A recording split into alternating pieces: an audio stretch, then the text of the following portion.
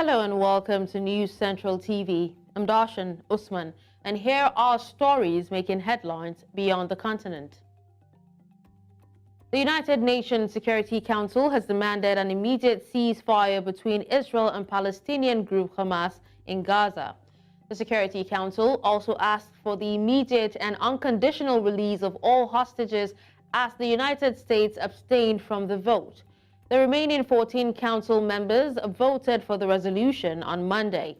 Speaking after the vote, U.S. Ambassador to the UN, Linda Thomas-Greenfield, blamed Hamas for the delay in passing a ceasefire resolution. Thomas-Greenfield stressed that the release of captives will lead to the increase in humanitarian aid in the besieged coastal enclave. We appreciated the willingness of members of this council to take some of our edits and improve on this resolution.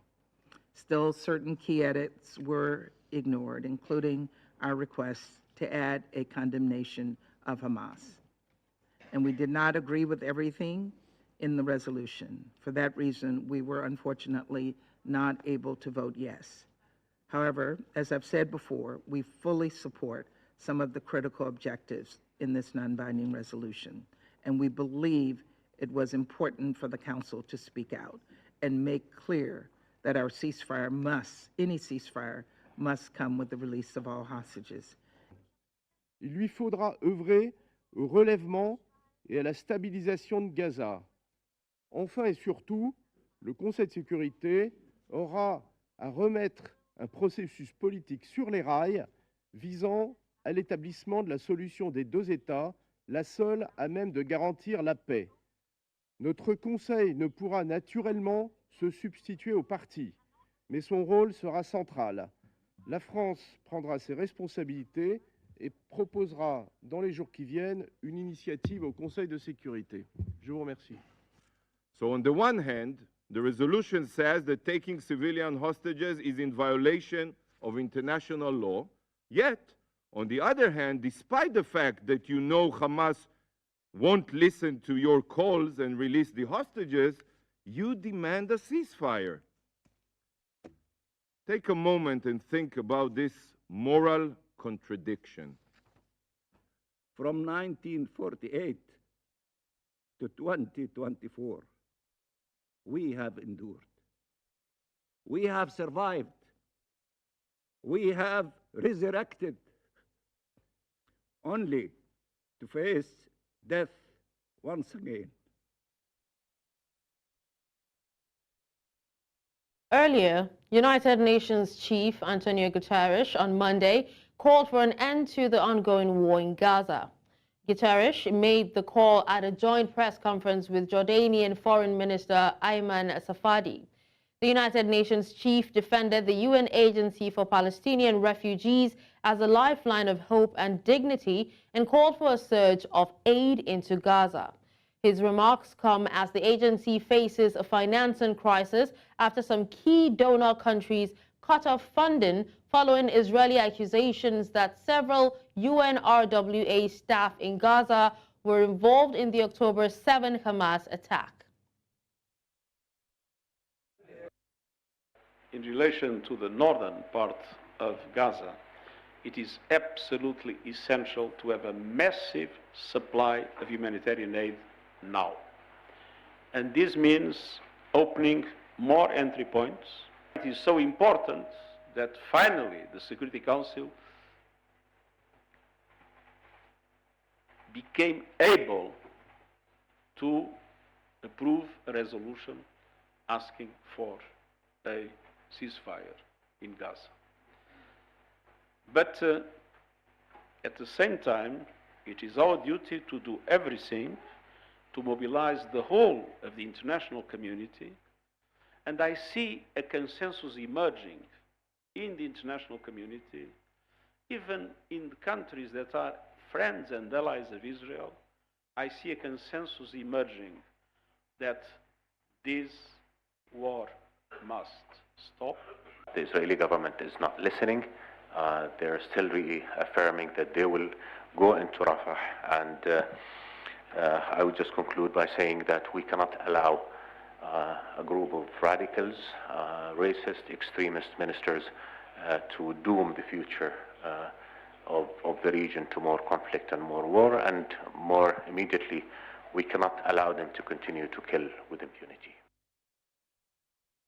Meanwhile, Israel has reacted angrily to the first UN Security Council vote to demand an immediate ceasefire in the Gaza war after its closest ally, the United States, abstained while fighting raged in the Palestinian territory. Immediately after the resolution passed, Israel cancelled the visit of a delegation to Washington, which the United States had requested to discuss concerns over a mooted Israeli invasion of Rafah in crowded southern Gaza. Israel said the U.S. abstention hurts both its war efforts and efforts to release hostages. Prime Minister Benjamin Netanyahu's office said it was a clear retreat from the consistent position of the U.S. Meanwhile, the country's defense minister, Yoav Gallant, says Israel will not end its war against Hamas until militants free hostages. אין לנו זכות מוסרית לעצור את המלחמה בעזה עד אשר נחזיר את כל החטופים אל ביתם. אם לא נשיג הכרעה ברורה ומוחלטת בעזה, זה עלול לקרב מלחמה מצפון. In the meantime, Gazans have reacted to the United Nations Agency for Palestinian Refugees declaration that Israel had definitively barred it from making aid deliveries in northern Gaza, where the threat of famine is highest, calling it a war of starvation. Israeli forces fought Hamas militants in besieged Gaza on Monday, including around at least 2 major hospitals, raising fears for the patients, medics, and displaced people trapped inside. Troops and tanks have encircled Gaza City Al-Shifa Hospital, the territory's biggest, for a week and more, recently moved on the Al-Amal Hospital in the main southern city of Khan Yunis. Now, while Israel has labeled its operations precise and said it has taken care to avoid harm to civilians, aid agencies have voiced alarm about civilians caught up in the fighting.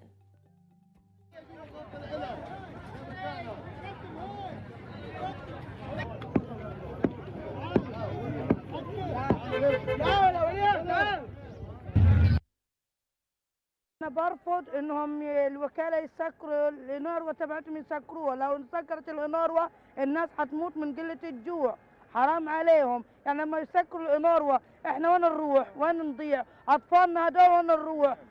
أنا بدعي العالم تقف مع تعيين الشمال، الصغار ماتت، صعبهم جفاف، أقسم بالله ما هم لاقيين الخبز، والله العظيم بصيحوا صياح، لا بأكلوا ولا بشربوا، الواحد صار هيكل عظمي وكل وقت كلهم عيوا. الأمم المتحدة بتلزم إسرائيل وقادرة إنها توقف الحرب كمان، مش إنها تفرق المساعدات، إنها توقف الحرب. بس الوكالة الأمم العربية والأمم المتحدة ولا واحد متطلع. يا عم ليش؟ يا عم إحنا بني آدمين، إحنا ناس بدنا نعيش، بدنا حريتنا. هذا بزيد تجويع للشعب، ويعني كيف أقول لك هذا حرب مجاعة. Away from Israel-Hamas war, 4 men accused of involvement in a massacre at a Moscow concert that killed 137 people have been remanded in custody. According to Moscow's Basmany District Court, all 4 suspects have been charged with terrorism and face life imprisonment. Their detention is set until May 22nd, but may be extended depending on the date of their trial. The court said 2 of the defendants had pleaded guilty, and one of them, from Tajikistan, had entirely acknowledged his guilt. President Vladimir Putin has vowed to punish those behind the barbaric terrorist attack, and on Saturday said the 4 gunmen were arrested while trying to flee to Ukraine. Kyiv has strongly denied any connection to the attack. Meanwhile, French President Emmanuel Macron on Monday said France has information that Islamic State IS carried out Friday's attack in the Moscow concert hall, warning Russia against exploiting the attack by blaming it on Ukraine. He said this after arriving on a trip to the French South American region of French Guiana. Macron added that this particular group made several attempts to attack France.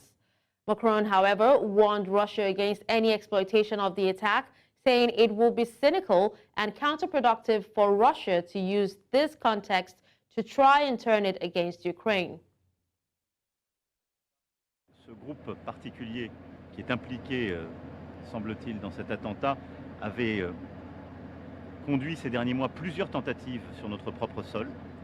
Et donc, compte tenu de ses ramifications et de ses intentions, par mesure de précaution, mais avec des éléments crédibles et solides, de décider de hausser la posture de Vigipirate. Vous vous souvenez que nous l'avions réduite en début d'année. Elle avait été elle-même haussée après les attentats d'Arras. Donc c'est une mesure qui est cohérente compte tenu de la revendication de cet attentat et du fait que ce groupe a plusieurs fois tenté de toucher le sol français. 7 people, including a teenage girl, were wounded on Monday after Ukrainian air defense systems downed 2 Russian ballistic missiles over the capital, sending metal debris crashing to the ground. Emergency workers were seen in hard helmets clearing concrete and bent metal from one building ripped open during the attack, the 3rd aerial bombardment of the capital in just 5 days. Moscow has escalated its aerial attacks on Kyiv, targeting key infrastructure in the wake of fatal Ukrainian bombardments on Russian border regions. President Vladimir Zelensky said the attack showed again that Ukraine needs better air defense systems from its allies. Балістична, швидше за все, це була балістична ракета, попередній циркон, без об'явлення повітряної тривоги, тому що швидкість достатньо висока, вибух, житловий район в Печерськ, учбовий заклад, який ми бачимо зруйнований. Все відбулося дуже швидко.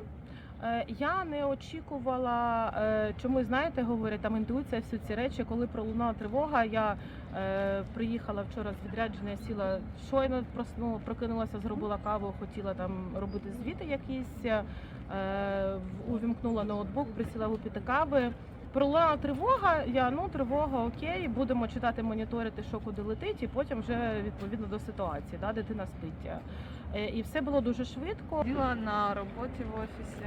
Спочатку почула повітряну тривогу, не встигли нічого зробити, як перший вибух, після чого одразу прилетіло в Академію мистецтв. Одразу стовбур впливу. Beyond the Continent returns after the break. Stay with us. Welcome back and thank you for staying with us. A New York appeals court handed Donald Trump a legal and financial lifeline on Monday, slashing a near $500 million bond to $175 million. The appeals court panel gave the former Republican president, who had been facing the potential seizure of some of his real estate assets, 10 days to come up with the $175 million. Trump and his 2 eldest sons were found liable for inflating the net worth of the Trump Organization to obtain favorable loan terms and ordered by George Arthur Engoron in February to pay a $454 million penalty. Now, the former U.S. president needed to secure the bond by Monday to appeal Engoron's ruling, but the appeals court, that's the panel, agreed to reduce the amount he needs to guarantee. Trump, in a statement, said he will abide by the decision by the appellate division and post either a bond, equivalent securities, or cash. So I greatly respect the decision of the appellate division, and I'll post either $175 million in cash or bonds or security or whatever is necessary very quickly within the 10 days. And I thank the appellate division for acting quickly. But Judge Engoron is a disgrace to this country, and this should not be allowed to happen. Thank you very much. Would you accept for Now back to Europe, where French authorities have launched several new anti-drug raids across the country, dubbed XXL cleanup operations.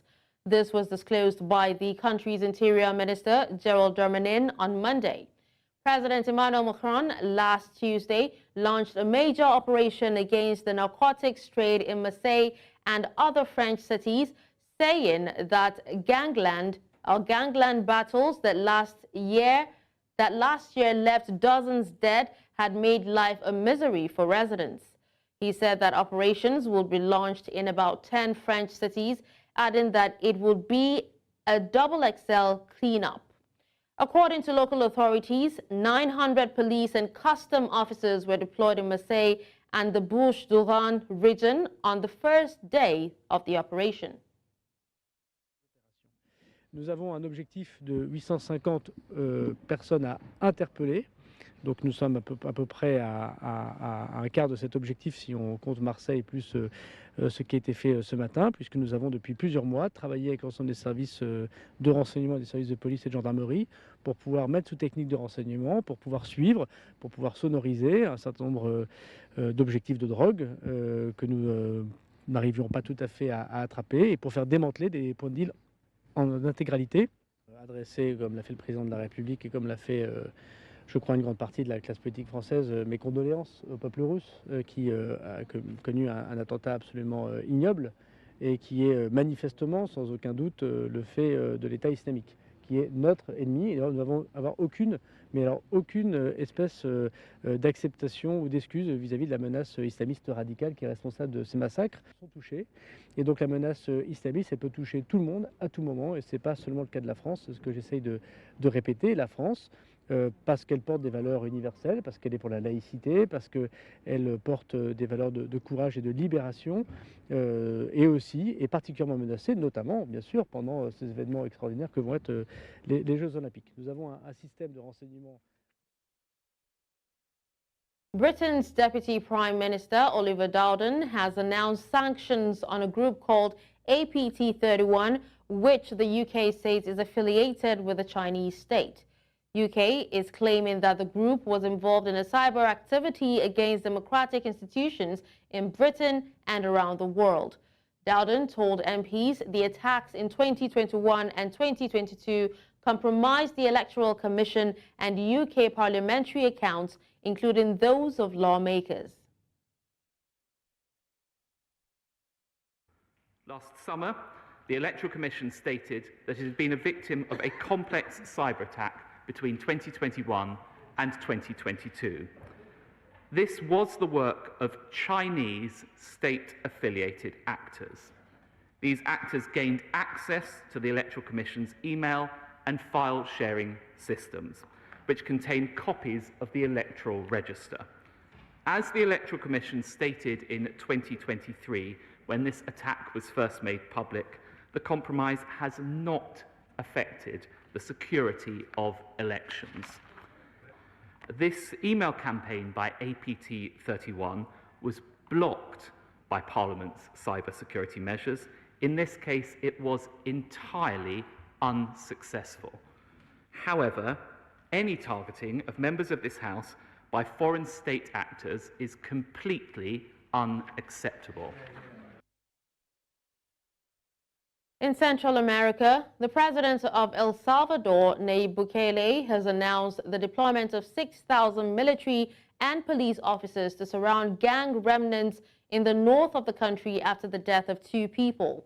The president argued that a few days ago, there were 2 homicides in that area, about 90 kilometers north of San Salvador, where 2 culprits were captured, members of the Barrio 18 Sureños gang. Now, for 2 years, El Salvador has been living under a state of emergency ordered by Bukele, which led to the arrest of almost 76,000 people without a court order, of which more than 7,000 were released for being innocent. The Salvadoran government attributes some 120,000 homicides in almost 3 decades to the gangs born in the streets of Los Angeles, United States, exceeding the 75,000 deaths left by 12 years of civil war, that's between 1980 and 1992. Now let's move to South America, where Venezuelan opposition leader Maria Corina Machado, banned from standing in this summer's presidential election, has denounced what she called a maneuver by the government to block her chosen representative from registering as a candidate. 56-year-old Machado won an opposition primary last year, but has been unsuccessful in overturning her ban on holding public office, and her coalition faces a Monday deadline to name a replacement candidate. But as of Saturday, the opposition said attempts to access the National Electoral Council website to register their chosen candidate, Corina Lloris, have been blocked. No voy a caer en provocaciones, no estamos ninguno de nosotros dispuestos a caer en las provocaciones y que estamos defendiendo el derecho de todo un país a ejercer el deseo de cambio que se necesita y que estamos ofreciendo. Yo no soy la candidata de una sola parcialidad política. Yo en este momento estoy representando esa candidatura de toda una unidad política que era el deseo. Now let's take a look at sports, where convicted rapist and former Brazil international Dani Alves left a prison near Barcelona on Monday after posting the €1 million bail set by a court to ensure his release pending appeal. The 40-year-old has been in jail since his arrest in January 2023 on suspicion of raping a young woman in the VIP bathroom of a Barcelona nightclub in the early hours of December 31st, 2022. The former Barcelona player, one of the world's most decorated footballers, was convicted last month and sentenced to 4.5 years in jail, with his lawyers swiftly moving to file an appeal. But in a surprise move, the court agreed last Wednesday to conditionally release him in exchange for posting a €1 million bail, handing over his Spanish and Brazilian passports, staying in Spain, and presenting himself to the court every week.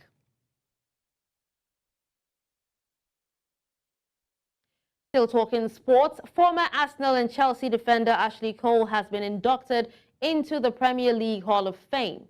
The former England international, widely regarded as the best left-back in Premier League history, won 3 titles across a 15-year career in the top flight. Cole, who becomes the 22nd inductee into the Hall of Fame, was part of Arsenal's famous Invincibles that won the title in 2003-2004, still the only side in league history to go unbeaten for a whole season. He played a total of 385 games in the Premier League for both Arsenal and Chelsea before stints at AS Roma, LA Galaxy, and Derby County. And that's all on Beyond the Continent. Send your eyewitness report to the WhatsApp number on the screen. Do follow us on social media. We are at News Central TV. You can watch News Central live on DSTV channel 422, Star Times channel 274, Avo TV, and YouTube. Many thanks for watching. I'm Darshan Usman.